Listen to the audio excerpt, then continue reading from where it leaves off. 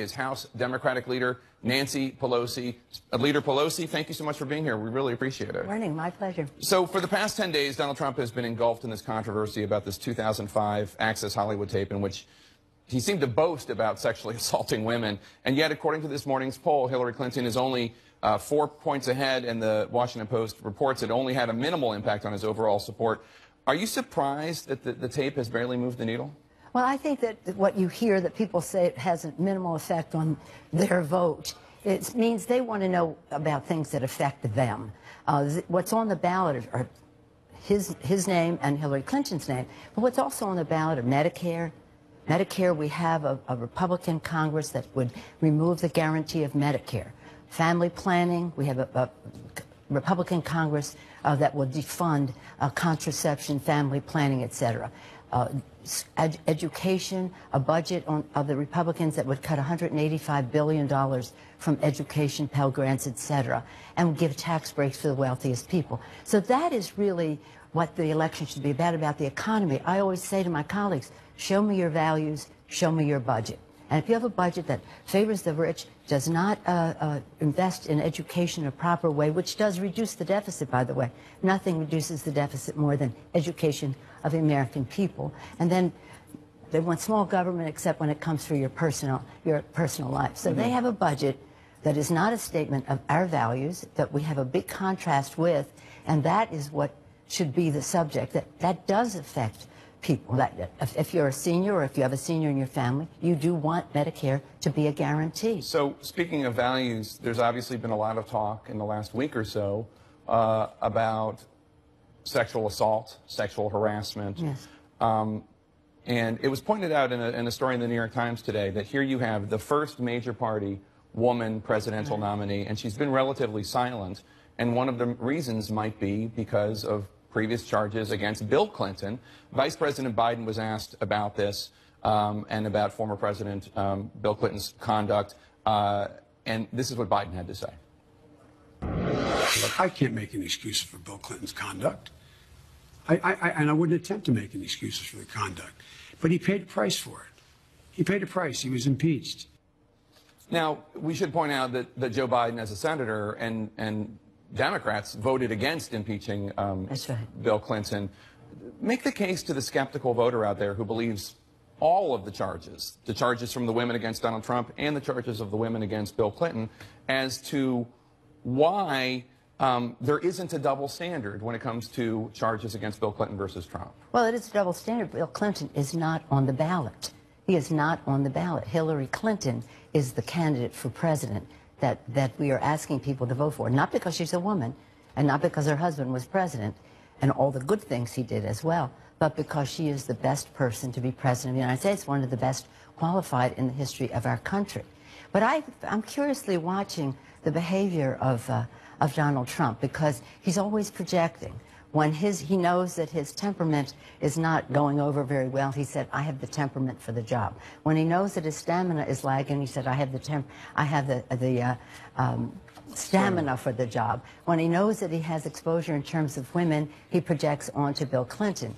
When he knows that, I don't know what this drug thing is, but I'm very suspicious that he's saying she should take a drug test. What's he talking about there? And when he says she's engaged in an international conspiracy, whatever he's describing it as, his own people described as his advisors, are admitting to having back-channel conversations with the Russians. So I think that every time he says something, you have to look to his vulnerability on those scores. But let's get to what really matters to the American people. What really matters, forgetting politics, forgetting Democrats and Republicans. This is the election for the President of the United States, the biggest political event in the world. The world is watching, and we're engaged in these conversations, not about policies that make a difference in people's lives so they can clearly vote in their interest, and not in a way that honors the vision of our founders about this great democracy. Well, let's talk about issues. Hillary Clinton campaigned this week with former Vice President Al Gore in Florida, hoping to appeal to voters who care a great deal about the environment and about climate change. But we know now from a hacked email from WikiLeaks that in a private meeting with labor unions, Hillary Clinton appears to have said this in a meeting with labor unions about environmental activists, Hillary Clinton, quote, "They come to my rallies and they yell at me and, you know, all the rest of it. They say, will you promise never to take any fossil fuels out of the earth ever again? No, I won't promise that. Get a life, you know."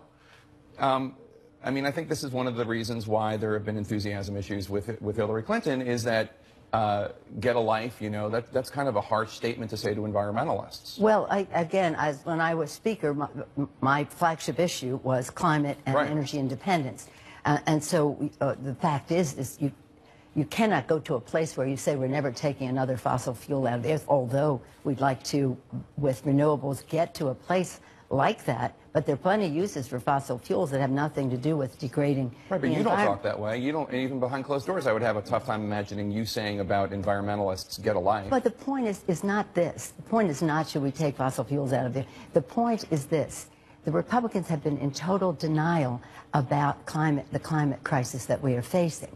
Total denial. For decades, they have opposed any enforcement or even study of the Kyoto Agreement, to go back to the 90s, Montreal Agreement, and the rest of that. They are in denial of science and fact in relationship to many things, including the issue of climate change. So I think that if you want to talk about a contrast on these things, I think it's stunning that the Republican Party, a party that made great contributions to the environmental protection of our country, some great environmentalists, starting with Teddy Roosevelt, and now we have a Republican Party that rejects all science, fact, and data. So that's the argument you would make to an environmentalist who comes to your office and says, I'm concerned that Hillary Clinton is saying get a life about us behind closed doors. Well, it's you know, in other words, I am a progressive Democrat in the Congress, and I'm never good enough for the far left. And so, you know, I understand that. But that is their role. They are advocates, and they must be relentless, persistent, and dissatisfied. That plays an important role for our country.